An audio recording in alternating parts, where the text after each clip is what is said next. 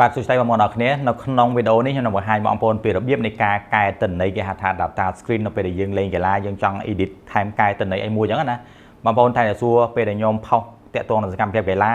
វីដេអូរបស់ខ្ញុំក៏ដូចជាទិន្នន័យនៅក្នុងនាឡិការបស់ខ្ញុំខុសគេខ្ញុំដាក់មាន cadence មាន power មានទិន្នន័យផ្សេងៗអញ្ចឹងណាបងប្អូនតែសួរថានឹងធ្វើម៉េចចង់កែអីធ្វើម៉េចចឹងវីដេអូនេះខ្ញុំនឹងបង្ហាញបងប្អូនពីរបៀបនៃការកែទិន្នន័យតែម្ដងអូខេអញ្ចឹងនេះគឺជាទិន្នន័យកីឡារត់របស់យើង original មានថាយើងអត់ទាន់បានកែអីវាទេចឹងដើម្បីបងប្អូនអាចកែទិន្នន័យបានគឺបងប្អូនចុចប៊ូតុងកណ្ដាលនេះយើងចុចអាកណ្ដាលហ្នឹងនេះកណ្ដាលនេះ Series Instinct ក៏ចុចអាហ្នឹង Forerunner Epic Tactic Delta នេះគឺចុចកណ្ដាលហ្នឹងទាំងអស់បងប្អូនចុចឲ្យជាប់ហ៎អូ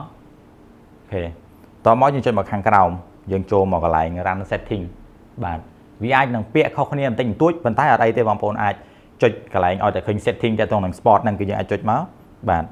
ហើយយើងឃើញកន្លែងដំបូងគេហ្នឹងគឺ data screen គឺជាកន្លែងដែលយើងកែទិន្នន័យតែម្ដងចុចចូលហើយយើងចុចអាកន្លែងនេះសញ្ញាប៊ិចនេះដើម្បី edit អញ្ចឹងដំបូងគឺយើងត្រូវថែម layout មានថា layout វាគឺជាផ្ទាំងបង្ហាញ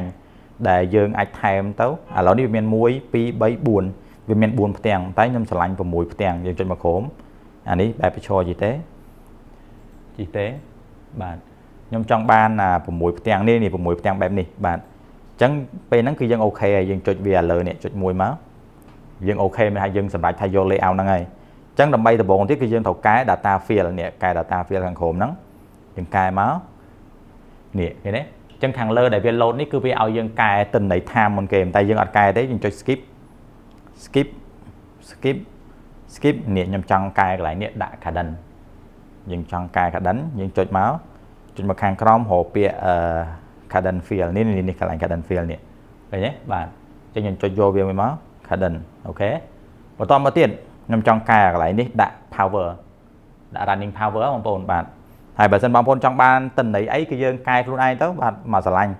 ព្រោះនាឡិកាខ្លះវាមាន power នាឡិកាខ្លះវាអត់មាន power ទេបាទអូខេខ្ញុំយក power field power ហ្នឹងគឺជាកម្លាំងជើងរបស់យើងដឹងហ្មងអូខេអញ្ចឹងនេះគឺជាទិន្នន័យដែលខ្ញុំកែប៉ុណ្ណឹងសម្រាប់ថាយកប៉ុណ្ណឹងហើយអញ្ចឹងពេលយើងសម្រេចថាយកប៉ុណ្ណឹងហើយយើងធ្វើម៉េចចុចថយមួយទៀតមកចុចថយឲ្យអស់មកបាទថយឲ្យអស់មកថយឲ្យដល់កន្លែងដើមវិញ